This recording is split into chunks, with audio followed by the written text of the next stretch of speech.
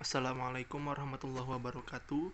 Saya Ade Saputra Setiadi, NIM 073, akan menjelaskan mengenai pengetahuan dalam konstruksi politik dan dominasi pengetahuan.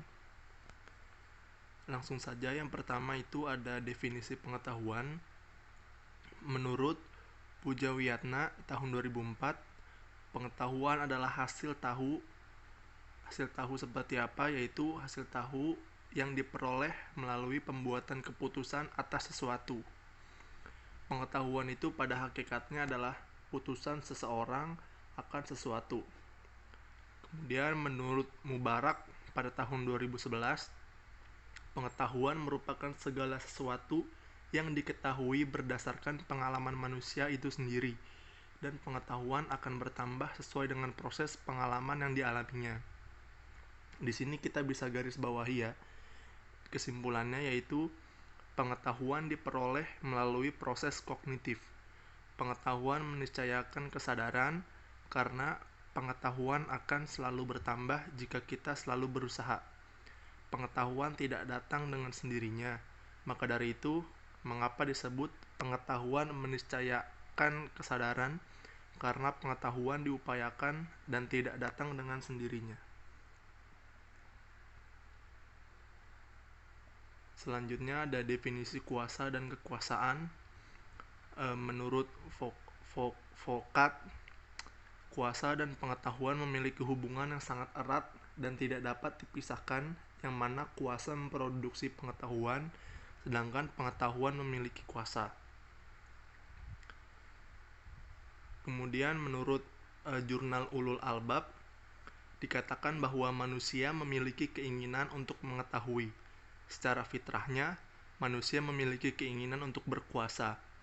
Keinginan manusia untuk berkuasa ini sangat berkaitan dengan pengetahuan manusia. Dalam Islam, keinginan manusia untuk berkuasa yang ditopang dalam kemampuan manusia untuk berpengetahuan itu bukan tanpa tujuan. Jadi, kesimpulannya yaitu kuasa dan pengetahuan itu memiliki kesinambungan, bahwa di mana kuasa memproduksi pengetahuan, sedangkan pengetahuan memiliki kuasa. Selanjutnya kita beralih ke definisi konstruksi politik. Konstruksi politik adalah upaya satu pihak membayangkan pihak lain telah melakukan sesuatu yang tidak diperbuatnya. Secara praktik-praktik konstruksi politik seperti ini dapat dijadikan senjata oleh para pelaku politik untuk memukul lawan politiknya, dan juga untuk menunjukkan bahwa yang memukul itu adalah korban dari lawan politiknya. Jadi, dia mencari taktik membangun bagaimana politik dapat berdiri sendiri.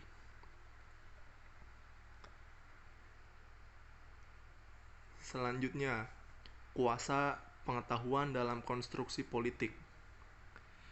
Nah, kita telah selanjutnya setelah kita mengetahui pengertian kuasa-kuasa dan pengetahuan serta konstruksi politik itu sendiri, kita akan membahas tentang kuasa pengetahuan dalam politik.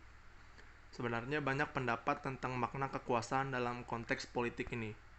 Kekuasaan dianggap sebagai kemampuan pelaku untuk mempengaruhi tindakan pelaku lain sedemikian rupa sehingga tingkah laku berakhir menjadi sesuai dengan keinginan dari aktor yang mempunyai kekuasaan.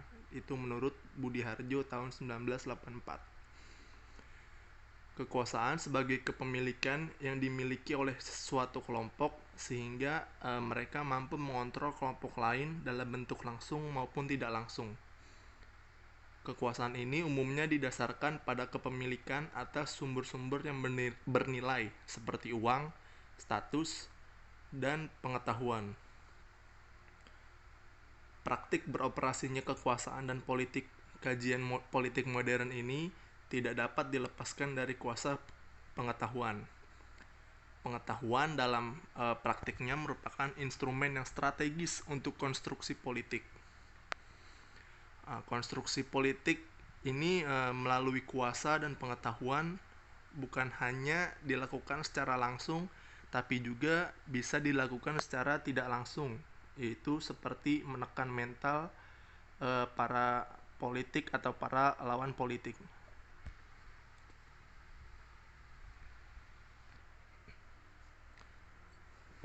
Selanjutnya kita ke dominasi pengetahuan.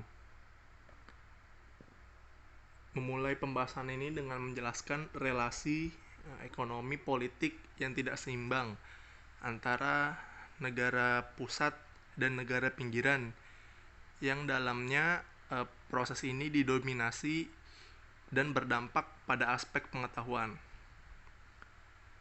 Kemudian pada abad ke-19, dominasi pengetahuan lebih banyak dilakukan negara-negara Eropa yang pada perkembangannya untuk dominasi beralih pada Amerika Serikat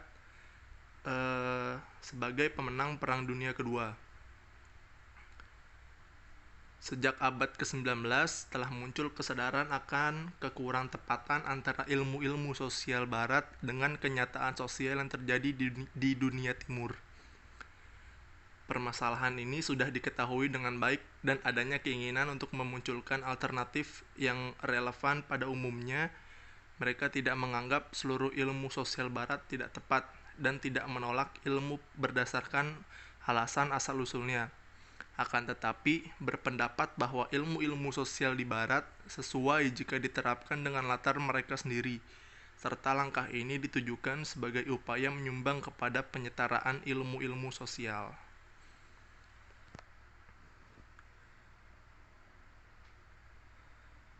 Akibat dari dominasi pengetahuan ini kemudian diciptakan pembagian kerja, dalam arti ilmuwan sosial dari pusat melakukan kajian perbandingan antar negara dan diberikan kewenangan untuk mengkonstruksi teori, sedangkan ilmuwan sosial negara pinggiran cenderung melakukan riset empiris dengan subjek kajian masyarakatnya sendiri.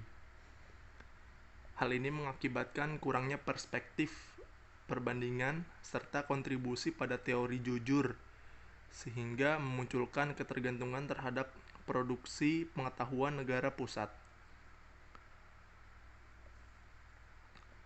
Kemudian perkembangan ilmu sosial di Asia muncul dari diskursus alternatif. Beberapa pemikiran barat yang menjadi sumber kritikan terkait tinjauan orientalisme, sentrisme, imperialisme akademis, dan kebergantungan akademis. Kritikan tersebut menjadi salah satu pemicu untuk secepatnya menemukan diskursus alternatif pemikiran ilmu sosial yang muncul dari negara-negara di dunia timur. Pembahasan selanjutnya mengenai orientalisme. Orientalisme sendiri merupakan istilah yang merujuk pada penggambaran unsur-unsur budaya timur di barat. Ciri utama orientalisme yaitu pembagian timur barat yang menempatkan masyarakat barat serta kebudayaan, bahasa, dan religinya lebih unggul daripada timur. Orientalisme adalah sebuah gaya pemikiran yang didasarkan pada pembagian ontologis dan epistemologis antara timur dan barat. Dualisme di timur barat mengambil bentuk dualisme ruang, misalnya utara-selatan, pusat pinggiran, maju dan masih berkembang, dan lain-lain. Sedangkan captive mind di sini didefinisikan sebagai pikiran meniru yang tidak kritis, terdominasi sumber-sumber eksternal yang menyimpang dari perspektif independen. Captive mind hampir sepenuhnya dilatih dengan ilmu sosial barat, membaca karya ilmu sosial barat, serta dididik oleh ilmu sosial barat. Selanjutnya akan membahas imperialisme akademis. Terdapat ketimpangan relasi antara akademis di mana satu kelompok mendominasi serta kelompok lainnya didominasi atau malah diabaikan. 3 hal yang menyebabkan kebergantungan akademis yaitu teknologi, bantuan, dan investasi. Kemudian selanjutnya ada diskursus alternatif. Diusulkannya mengenai perlunya diskursus alternatif untuk mengatasi dominasi pengetahuan. Ada 3 cara. Yang pertama, mengurangi kebergantungan pada standar Amerika dan Eropa yang mungkin tidak tepat. Yang kedua, perlunya kesadaran kritis yang harus diajarkan melalui berbagai institusi. Yang terakhir, perlunya dibuka dialog bagi filsafat epistemologi dan sejarah wilayah lokal nasional dan regional untuk menjadi basis pengetahuan. Baik, sekian dari saya. Kurang dan lebihnya mohon maaf. Wassalamualaikum warahmatullahi wabarakatuh.